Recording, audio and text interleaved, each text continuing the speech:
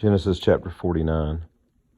Then Jacob called his sons and said, Gather yourselves together, that I may tell you what shall happen to you in days to come.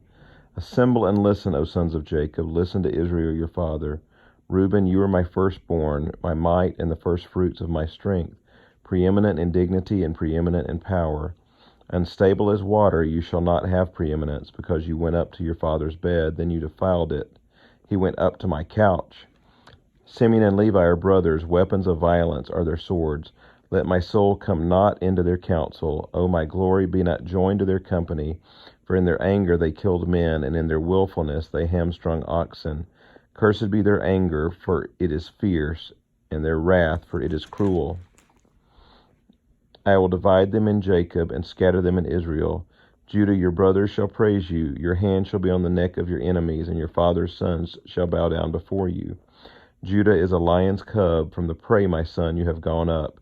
He stooped down, he crouched as a lion, and as a lioness, who dares rouse him? The scepter shall not depart from Judah, nor the ruler's staff from between his feet, until tribute comes to him, and to him shall be the obedience of the peoples. Binding his foal to the vine, and his donkey's colt to the choice vine, he has washed his garments in wine, and his vesture in the blood of grapes. His eyes are darker than wine, and his teeth whiter than milk. Zebulun shall dwell at the shore of the sea. He shall become a haven for ships, and his border shall be at Sidon. Issachar is a strong donkey, crouching between the sheepfolds. He saw that a resting place was good, and that the land was pleasant, so he bowed his shoulder to bear, and became a servant at forced labor. Dan shall judge his people as one of the tribes of Israel. Dan shall be a serpent in the way, a viper by the path, that bites the horse's heels, so that his rider falls backward. I wait for your salvation, O Lord. Raiders shall raid Gad, but he shall raid at their heels. Asher's food shall be rich, and he shall yield royal delicacies. Naphtali is a doe let loose that bears beautiful fawns. Joseph is a fruitful bow by a spring. His branches run over the wall. The archers bitterly attacked him, shot at him, and harassed him severely. Yet his bow remained unmoved. His arms were made agile by the hands of the mighty one of Jacob. From there is the shepherd, the stone of Israel. By the God of your father who will help you, by the Almighty who will bless you, with blessings of heaven above, blessings of the deep that crouches beneath, blessings of the breast and of the womb. The blessings of your father are mighty beyond the blessings of my parents, up to the bounties of the everlasting hills. May they be on the head of Joseph, and on the brow of him who was set apart from his brothers. Benjamin is a ravenous wolf, in the morning devouring the prey, and at evening dividing the spoil. All these are the 12 tribes of Israel. This is what their father said to them as he blessed them, blessing each with a blessing suitable to him. Then he commanded them and said to them, I am to be gathered to my people. Bury me with my fathers in the cave that is in the field of Ephron the Hittite, in the cave that is in the field at Machpelah, to the east of Mamre, in the land of Canaan, which Abraham bought with a field from Ephron the Hittite to possess as a burying place. There they buried Abraham and Sarah his wife. There they buried Isaac and Rebekah his wife, and there I buried Leah.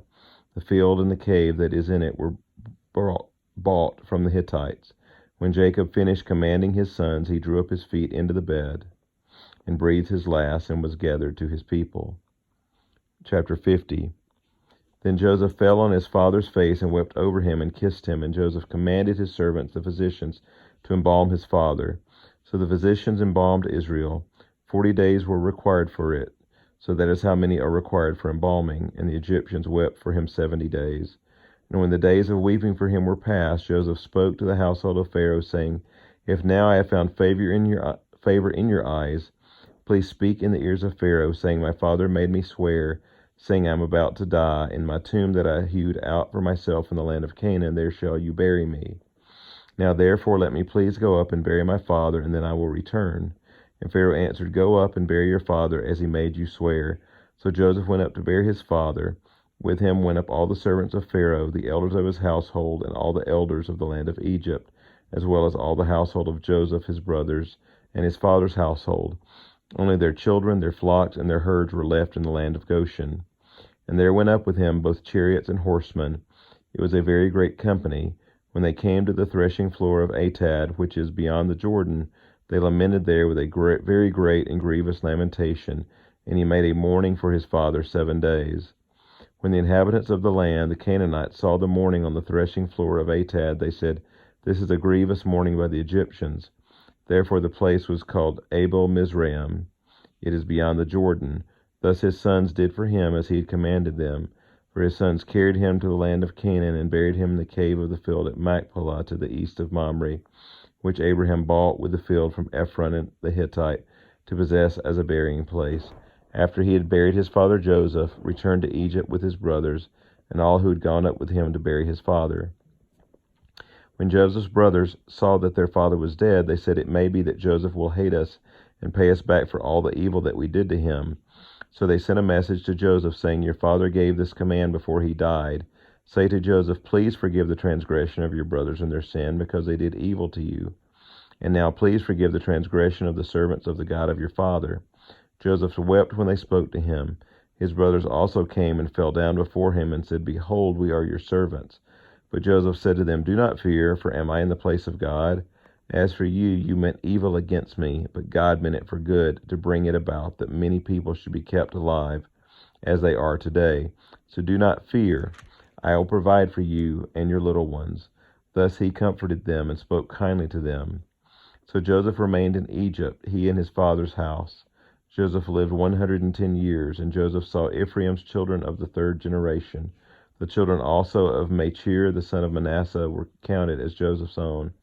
And Joseph said to his brothers, I am about to die, but God will visit you and bring you up out of this land to the land that he swore to Abraham, to Isaac, and to Jacob. Then Joseph made the sons of Israel swear, saying, God will surely visit you, and you shall carry up my bones from here. So Joseph died, being 110 years old. They embalmed him, and he was put in a coffin in Egypt. This concludes the book of Genesis.